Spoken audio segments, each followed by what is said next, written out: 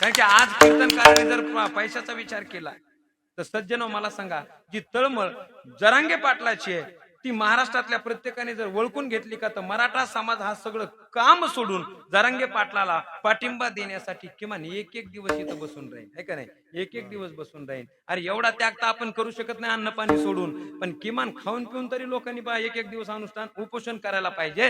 कारण की सज्जना हो, ही आपल्या मधली जोपर्यंत पळापळी बंद होत नाही तोपर्यंत सरकारला सुद्धा जाग येत नाही. कारण की सरकारला जागवण्याचं काम आहे. उठा की जी माय बाप कैशी लागली झोप आणि हुजूर येऊन या एवढी चुकवाजी खेप. बर का, सरकारला उठवण्याचं काम आपण केलं पाहिजे. कारण की सज्जनो काय सरकारची सुद्धा कमाल वाटते महाराज. अरे बापरे, आज थोडं सरकार हादरलं बघा. हा, आता बीड जिल्हा हादरला. सुरुवात मग माजलगाव पासून झाली, आहे का नाही? प्रस्थापित मराठा असे गुरमीत होते. कर रेकॉर्डिंग टाक टाक टाक, काय होते बघतो. हा, माझ्या बापाने मुख्यमंत्री पद भोगलं, मी अमक केलं, मी तमक केलं, पण नुसता एक बांगला आणि एक गाडी फोकली की ज्यांची हवा ताईट झाली. काही नाही तर आमन धपकेच राजीनामे दिले. अरे देऊन दिले पांचाटा हो, लवकर दिले असते तर जग डोक्यावर घेऊन नाचलं असतं ना. हा, देऊन दिले, पण जरा अगोदर दिले असते ना, माझं कीर्तन ठेवा म्हणून करण्यापेक्षा अगोदरच सांडूनवाल्याने फोन केला की तारीख द्यायची ना. लक्षात येते ना. हा, स्पष्ट बघता सुखी भाऊ. आपल्याला काय मी निबर नगाड खानपटे, काय अडचण नाही. हा, खरं लोक म्हणते तर खरं म्हणते, सत्य बोले मुखे दुखवी आणि काच्या दुःखे. खरं बोललं की लागतं.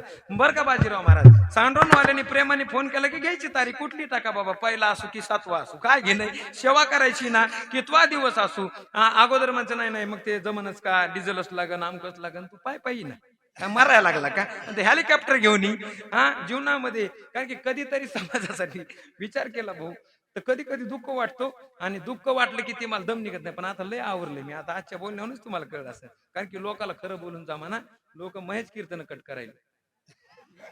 बाजीराव महाराज म्हणले तुला ऊस तोडायला जायचंय का? म्हणलं कस काय? ते म्हणले तू खरं बोलतोस पण लोक म्हणजे लय ताईट आहे, आता उगा नुसता हात फिरून पैसे हाणायला शिक.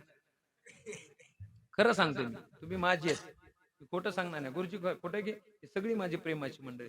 ते म्हणले महाराज समाज तुकाराम महाराजांनी सुधारला नाही, तुम्ही सुधारण्याचा प्रयत्न करता, तुम्हाला सुद्धा ऐकावं लागेल. तर ते तर खरंच आहे, पण जिंकून सुद्धा पुरणार नाही, ऊस तोडायला जावं लागेल. कारण की सज्जना हो, पण एक लक्षात ठेवा, आपल्या स्वार्थासाठी खोटं बोलणं हे माझ्या रक्तातच नाही बरं का. आयुष्यामध्ये माझ्या बापाने एकच शिकवलं की आपल्या ताटामध्ये दुसऱ्याने मुठभर माती टाकू दी, पण आपल्या हातून दुसऱ्याच्या ताटामध्ये फुफुटा सुद्धा गेला नाही पाहिजे. जीव घालता आला तर घाल, पण किमान दुसऱ्याच्या तोंडातला घास तरी ओढण्याचा प्रयत्न करू नको. कारण की जीवनामध्ये ही शिकवण बापाची आहे. म्हणून 10-5 रुपयासाठी आणि 4-2 कीर्तन वाढण्यासाठी तोंड चोपडेपणा विनाकारण करणार नाही. हिऱ्याला हिराच म्हणणार आणि गारगोटीला गारगोटच म्हणणार. विठाला विठा.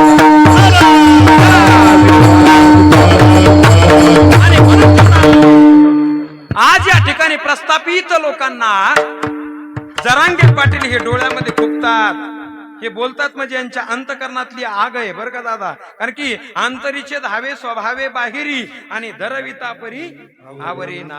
कारण की गुरुजी हे लोक बोलतात, पण बोलताना त्यांना असं वाटलं आपल्या कार्यकर्त्याला आपण बोलतोय म्हणजे ही गोष्ट गौण राहील. पण मी अगोदरच सांगितलं की इंद्राला इंद्रपद सोडून मृत्यू लोकात यावं लागतं. तसं या लोकांनी सुद्धा जीवनामध्ये पाप केलं बघा. आणि हे सगळे लोक आपण आरडतो की सगळ्या समाजातल्या लोकांनी म्हणजे आपल्या मराठा समाजातल्या आमदार खासदारांनी समाजासाठी राजीनामे द्यावे, सरकारला भांडावं. पण भांडतील कसे? मी जर सांड्रोन मधून 1-2 लाख रुपये उसने म्हणून उचकून नेले आणि 10-5 वर्ष कोणा तोंडच नाही दाखिलं तर मी तुमच्या पुढे येऊन टकटक बोलू शकतो का?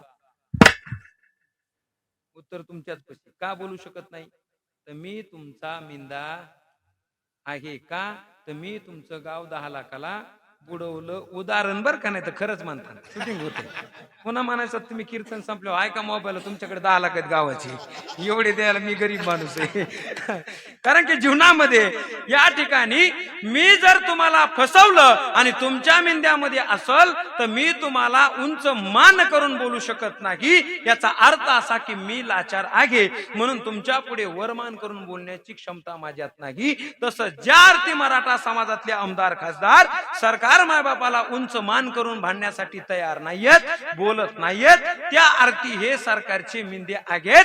यांनी भ्रष्टाचार करून स्वतःचा स्वार्थ केला आणि भ्रष्टाचाराने बरबटल्यामुळे यांना समाजाच्या कळवळा घेऊन सरकारला भांडण्याची हिंमत नाही. का? जर भांडतील तर पद जाईल आणि नुसतं पदच जाणार नाही तर पुन्हा माग ईडी लागण आवताची ही भीती आहे. पण सज्जनाव ज्याची स्पष्ट भूमिका असते आणि जो या ठिकाणी स्वच्छ असतो का तो कुणालाच भेट नाही. कारण की तुका म्हणे आम्ही देवाहुनी बळी आणि निराळी ठेवणी आशा. आम्ही आशा जाळली बरं का, आशा जाळली नुसती जाळलीच नाही तर सज्जनाव संत सांगतायत की ज्याला जीवनामध्ये निर्भीड व्हायचंय ना त्याने अगोदर जीवनातली आशा जाळावी. आशा ही समूळ खणून काढावी तरीच गोसावी व्हावी त्याने. कारण की आशा जाळली की जीवनामध्ये तो व्यक्ती कधीच अधोगतीला जात नाही. म्हणून हे सगळे नेते बिचारे अगदी उच्च पदावर गेले. कुणी मराठा मुख्यमंत्री, उपमुख्यमंत्री आदी करून वगैरे वगैरे पद, नाना प्रकारचे पद त्यांनी भोगले. सगळे सांगायला मला वेळ नाही. आणि मग सगळे पद भोगले हे आपल्या आयुष आरामामध्ये आणि गोरगरिबाला अंधारामध्ये ठेवून स्वतःच्या स्वार्थामध्ये गुंगले. त्यांना वाटलं 10-5 कोट उडवले की नंतर सगळा समाज पुन्हा इलेक्शनच्या वेळेला पाठीमाग येतो. पण कोटच नाही. आता तुम्ही किती जरी पैसा दिला तरी माझा मराठा मला वाटतं जीवनात लाचारी पत्करणार नाही. आणि शेपटी बघून काळी पिशवी बघून लाचारी पत्करेल असं समजायचं हा 100% मराठ्याचा नाहीच. कारण की आयुष्यामध्ये अभिमान करू नका. पण या नारदाच्या गादीवरून तुमचं लेकरू म्हणून पाया पडून सांगतो, आयुष्यामध्ये लाचार किंवा स्वाभिमान विकण्याचा प्रयत्न करू नका.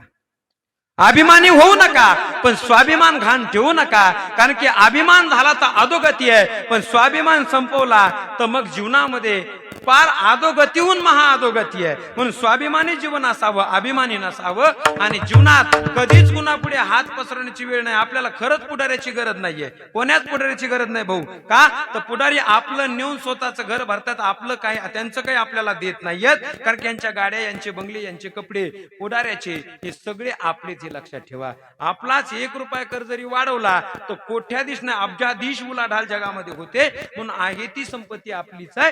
आज सगळ्या मराठा बांधवांना जरांगे पाटलाचं आव्हान आहे की उद्या किंवा आजपासून कुणी जाळपोळ करायची नाही. शांततेमध्ये या ठिकाणी सर्व चालू ठेवायचं आणि जाळपोळ करायची नाही. पण जाळपोळीशिवाय हे वटणीवर आले नाही. आपली ग्रामीण भागातली म्हण आहे, वाकडं बोट केल्याशिवाय लोणी निघत नाही. लोणी काढायचं असेल तर बोट वाकडत लागतं. म्हणून जीवनामध्ये आनंदाने कधी कधी मी बोलत असतो की आळंदीला पंढरीला जाताना झेंडा घेऊन असं चालताना ज्ञानोबा तुकाराम म्हणत म्हणत जाता आलं पाहिजे बरं का.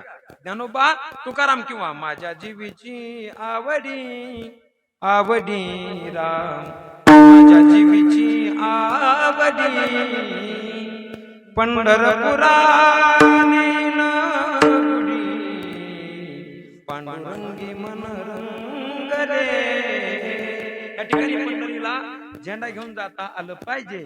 पण गळ्यात माळ असली तरी एखादा दुष्ट माणूस जर आपल्याला त्रास देत असेल तर कधी कधी झेंड्याचा दांडा उलटा करून हाणता सुद्धा आलं पाहिजे, लक्षात ठेवा. कारण की काळाची गरज आहे महाराज. लय तुकोबराय बनायला जाताना तर दुपारा घर लोक पेटून देते. सत्य वागायचं आणि जगामध्ये चांगलं जगायचं म्हटलं की त्रास खूप आहे. आज विचार करा, पूर्ण प्रस्थापित मराठा आणि पूर्ण सरकार जरांगे पाटलाच्या पाठीमागे लागलेले, हे लक्षात ठेवा.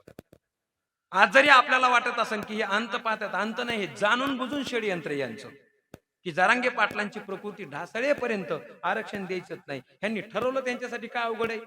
सर्व शक्ती त्यांच्या हातात आहे. सरकार म्हणजे काय तर परमात्म्याची भूमिका त्यांच्या हातात आहे. कर्तुम अकर्तुम अन्यथा कर्तुम ऐका यशस्वी अवधार्य ज्ञान वैराग्य ऐश्वर्य. जसं 6 गुण परमात्म्याकडे तसं सर्व गुण या सरकार मायबापाकडे. हे जर मनात आलं तर याच्यापेक्षा भयंकर निर्णय यांनी एका क्षणामध्ये घेतलेले. 370 एका रात्रीमध्ये, नोटबंदी एका रात्रीमध्येच. याच्यापेक्षा पुढे जाऊन सांगायचं म्हटलं तर राम मंदिर बांधण्याचा निर्णय एका रात्रीमध्ये. आपल्यासाठी चांगले काम आहेत, त्याच्याबद्दल मी दुमत नाहीये, व्हायलाच पाहिजेत. पण मुद्दा एवढा आहे की सगळे काम हे रात्रीमध्ये करू शकतात. याच्यापेक्षा पुढे जाऊन सांगतो 12ला लोक झोपतात आणि पहाटे 5ला शपथविधी हे घेऊ शकतात राष्ट्रपती राजवट उठून. रविवार पुन्हा सुट्टी असताना राष्ट्रपती राजवट उठवून रविवारी पहाटे 5 वाजता शपथविधी घेऊ शकतात. तर मग आरक्षण द्यायला ह्यांना काय अडचण आहे बरं? याच्यापेक्षा आणखी पुढे जाऊन सांगू का, हे दोन पक्षातले अर्धे अर्धे नेते चोरून, दोन पक्ष अर्धे अर्धे चोरले, राष्ट्रवादी अर्धी आणि शिवसेना अर्धी. राष्ट्रवादी शिवसेना चोरीनात का, पण शिवसेनेबरोबर या ठिकाणी आमच्या उद्धव साहेबाचा बाप सुद्धा चोरला येईल. किती अट्टल चोर झाले हो, एवढा तुकडा नक्की टाका, काय काळजी करू नका. यांनी बाळासाहेबाला सुद्धा चोरलं. एवढे हे अट्टल महाचोर यांनी जर ठरवलं आता जर बसले तर उद्या सूर्य उदयाला आरक्षण आणि कुणबी प्रमाणपत्र घरोघर बसल्या जागेवर ते पोहोच करू शकतात. पण सज्जनाव ही मुद्दाम सोंग घेतात, कारण की डोकं हे काजू बदाम वालेच. तुमपम खातम हा, पण हाना तरी निस्तार राशातून तरीतच गेला.